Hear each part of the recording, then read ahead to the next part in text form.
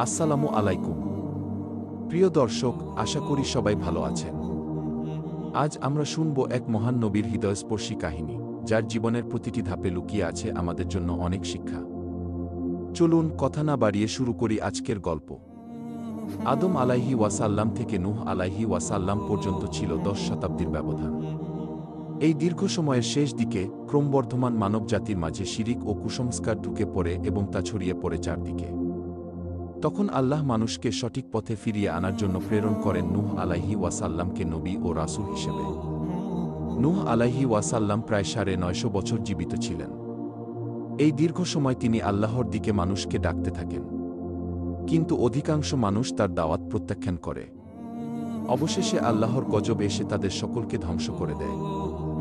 এরপর পৃথিবীতে আরও কিছু জাতি আল্লাহর আদেশ অমান্য করে এবং তারাও একে একে ধ্বংসপ্রাপ্ত হয়। এই জাতিগুলো হল কওমে নূহ, আদ, ছামুদ, কওমে লূত, মাদিয়ান এবং কওমে ফেরান। তাদের ধ্বংসের কাহিনী আল্লাহ পবিত্র কুরআনের বিভিন্ন স্থানে বর্ণনা করেছেন, যাতে মানুষ শিক্ষা গ্রহণ করতে পারে। এছাড়াও কুরআনে ইব্রাহিম আলাইহি ওয়াসাল্লামের কওমের কথাও এসেছে, যদিও তারা একসাথে ধ্বংস হয়নি। তবে তার ভাতিজা লূত আলাইহি ওয়াসাল্লামের কওম সম্পূর্ণরূপে ধ্বংস হয়ে যায়। নূহ আলাইহি ওয়াসাল্লামকে বলা হয় আবুল বাশার ছানি, অর্থাৎ মানবজাতির দ্বিতীয় পিতা। তিনি আদম আলাইহি ওয়াসাল্লামের 10ম প্রজন্মে জন্মগ্রহণ করেন। নূহ আলাইহি ওয়াসাল্লাম ছিলেন এই দুনিয়ার প্রথম রাসূল। তার ছিল 4 পুত্র, শাম, হাম, ইয়াফেচ ও ইয়াম বা কেনান।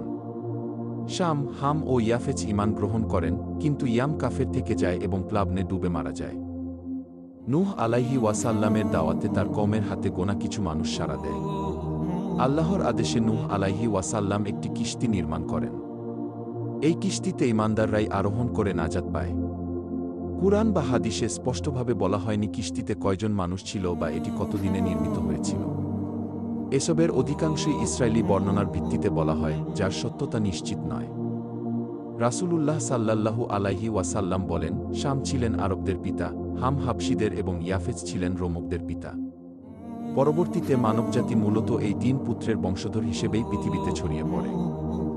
আল্লাহ বলেন, আমরা তার বংশধরদেরকেই অবশিষ্ট রেখেছি, কি তাই ইহুদি, খ্রিস্টানসহ অনেক ধর্মাবলম্বী নূহ আলাইহি ওয়াসাল্লামকে তাদের আদি পিতা হিসেবে মানে। শাম ছিলেন নূহ আলাইহি ওয়াসাল্লামের সবচেয়ে বড় পুত্র, যার বংশ থেকেই ইব্রাহিম, ইসমাইল, ইসহাক এবং পরে মুহাম্মদ সাল্লাল্লাহু আলাইহি ওয়াসাল্লাম জন্মগ্রহণ করেন। এছাড়াও এই বংশে ছিলেন ইয়াকুব, ইউসুফ, মুসা, দাউদ, সুলাইমান, ইউনুস, ইলিয়াস ও ঈসা আলাইহি ওয়াসাল্লামের মতো নবী রাসূলগণ। নূহ আলাইহি ওয়াসাল্লাম 40 বছর বয়সে নবুয়ত লাভ করেন এবং প্লাবনের পরও অনেক বছর জীবিত ছিলেন। সেই সময়ের শব্দ সমাজ বাহ্যিকভাবে উন্নত হলেও তারা শিরকের অন্ধকারে নিমজ্জিত ছিল। আল্লাহ তাকে সেই সমাজে হেদায়েতের আলো পৌঁছে দিতে পাঠান। নূহ আলাইহি ওয়াসাল্লাম সম্পর্কে কুরআনের অনেক সূরায় উল্লেখ আছে।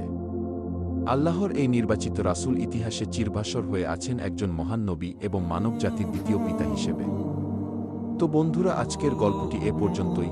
গল্পটি ভালো লাগলে আমাদের চ্যানেলটি সাবস্ক্রাইব করবেন এবং আরও নতুন ভিডিও পেতে বেল আইকনটি বাজিয়ে দিবেন।